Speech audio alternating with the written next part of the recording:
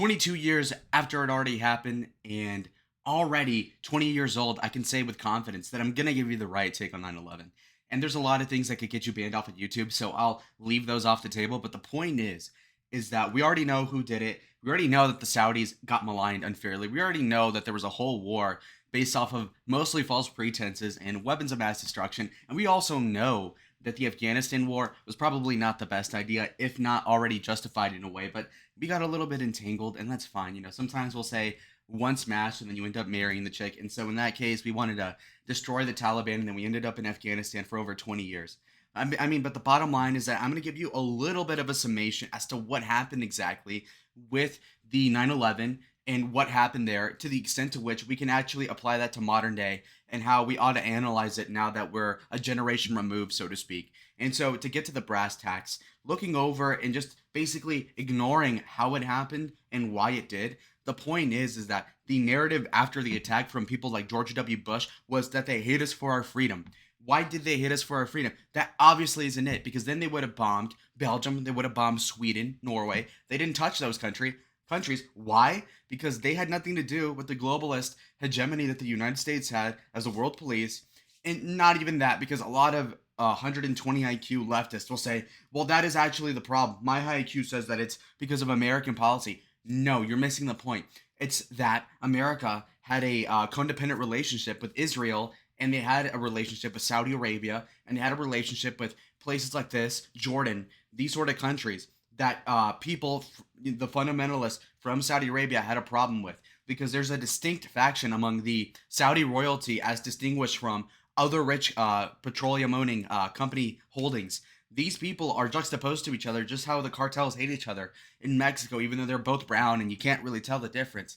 My relatives fight all the time, which is to also suggest the fact that right now we're talking about a situation where the United States picked the wrong horse, and now the other horse with a bomb strapped on its back is going to go blow up our buildings as a consequence.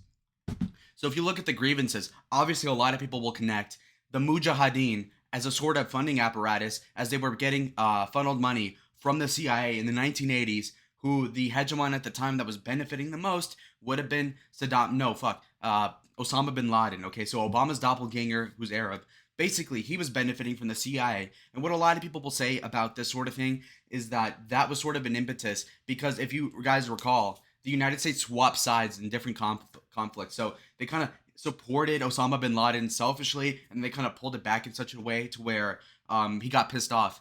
And then even after we were funding him, and that ended in like 1994, Osama bin Laden, I think, had to move back or move from Saudi Arabia to Afghanistan.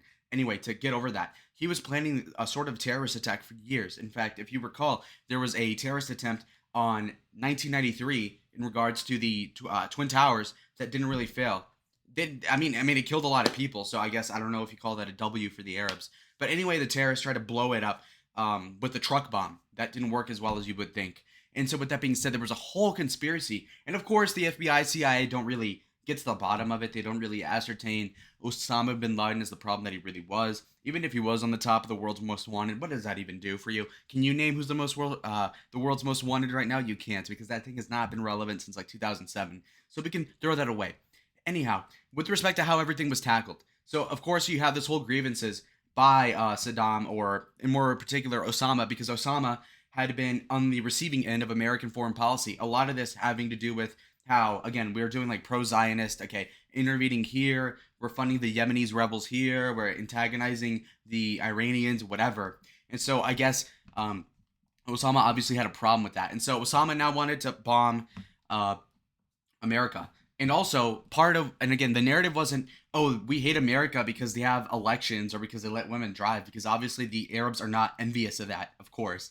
They have not a lot of traffic accidents. It's mostly the fact that, of course, we have a supportive relationship with Israel. And if it weren't for the United States and Europe, then Israel would cease to exist very quickly, because obviously they're outnumbered.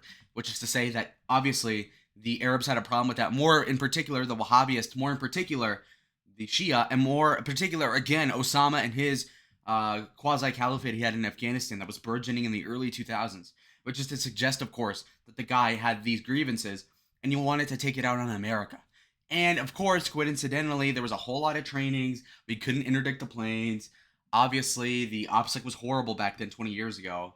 And so, as a result, besides the 3,000 people that were murdered, we also have to consider the fact that we also had to go through TSA for 20 years unnecessarily. Like, I'm obviously a U.S. citizen.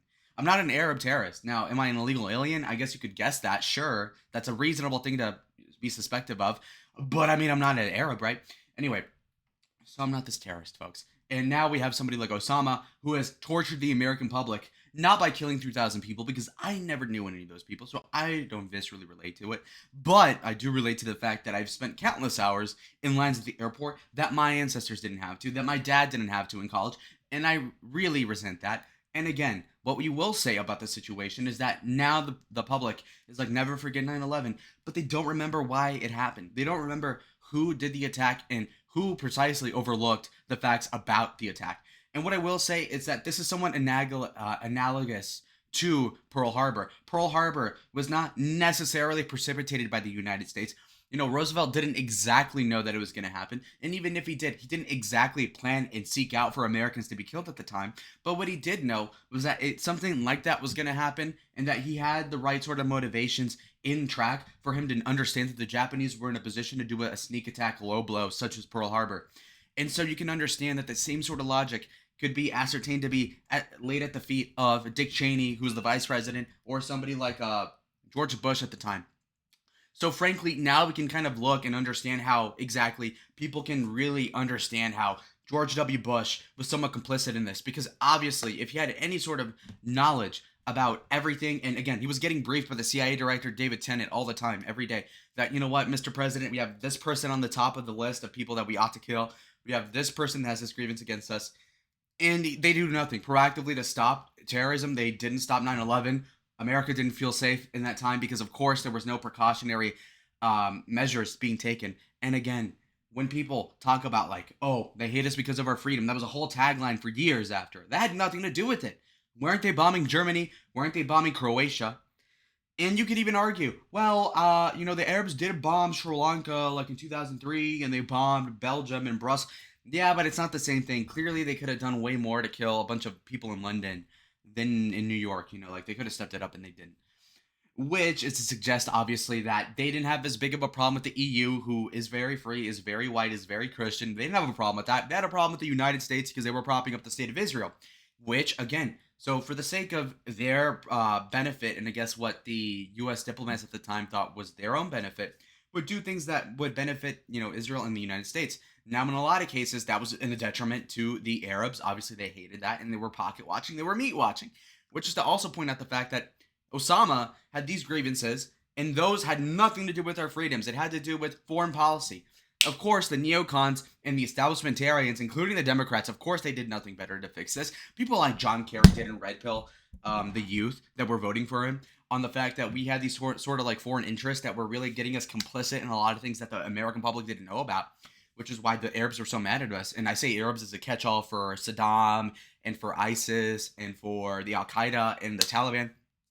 Anyway, so right now you can see basically how 9/11 is completely looked over. And now we have this sort of like Twitter culture of like 16-year-old girls where they have a vague impression of what 9/11 was. I see a video of it on the VCR from like the old TV that they used to move on a swivel like 10 years ago. And they see like, oh, wow, people died and, Osama, whatever, that's bad. But now that kind of predates and sort of ad hoc rationalizes the foreign policy of the Middle East of the last 20 years, and how we had a good reason to invade these countries and intervene in them in a myriad of different ways that we ought not have been doing, frankly. And so that is the problem that I have today, is that people won't look into the fact that, you know what, we have these foreign interests, and a lot of them weren't positive. And even if you could say, like, you know what, yeah, no, we should be supportive of Israel, we should give them billions of dollars, for free, and we should be allies with them. What somebody ought to say, if they're honest, to say that, yeah, but also we have all these negative externalities associated with it. Okay, fair enough, right? Like, for instance, you could say, I'm pro-Ukraine over Russia, but also Zelensky sucks and they're corrupt, but okay, fine. For the sake of stopping Putin, we're going to, side with them. Okay, but let's be honest, right? So that is what it is, bros. So that is going to be the correct take on 9/11. I personally think that, obviously it was really tragic what happens. It's a tearjerker whenever you see these people jump out of the building that are on fire. It's really bad. But it's also important to understand why the Arabs, or, Osama bin Laden and those people decided to kill themselves over this sort of thing. It's because obviously there's way bigger things at stake. So that is going to be the correct take on 9/11. And I appreciate y'all. If you're still watching, comment down below what you thought. And I'll see you in the next upload or stream. Adios.